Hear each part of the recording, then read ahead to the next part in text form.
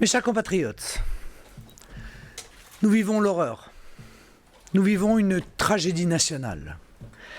Hier soir, la capitale de la France a subi des attaques d'une barbarie inouïe qui montre une nouvelle escalade dans la violence du terrorisme islamiste. Pour la 6e fois en 2015, il a frappé notre pays. La France pleure ses morts et je pleure avec elle.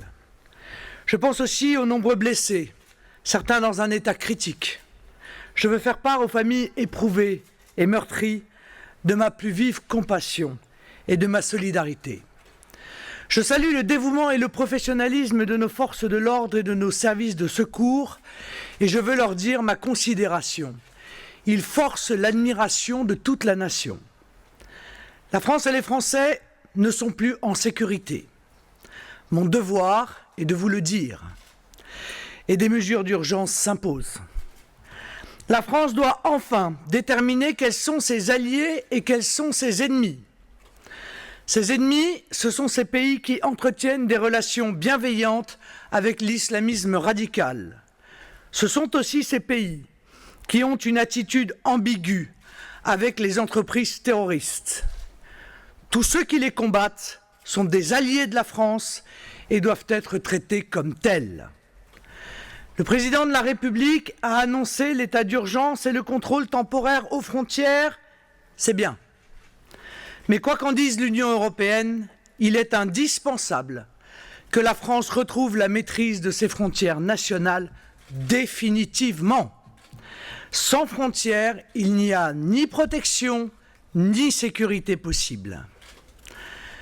La France a été rendue vulnérable. Elle doit se réarmer.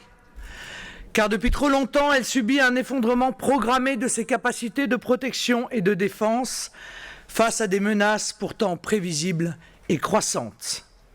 Elle doit rétablir ses moyens militaires, de police, de gendarmerie, de renseignement et de douane. L'État doit pouvoir à nouveau assurer sa mission essentielle de protection des Français. Enfin, le fondamentalisme islamiste doit être anéanti. La France doit interdire les organisations islamistes, fermer les mosquées radicales et expulser les étrangers qui prêchent la haine sur notre sol, ainsi que les clandestins qui n'ont rien à y faire. Quant aux binationaux participants de ces mouvances islamistes, ils doivent être déchus de leur nationalité et interdits de territoire. Mes chers compatriotes, nous sommes un peuple courageux.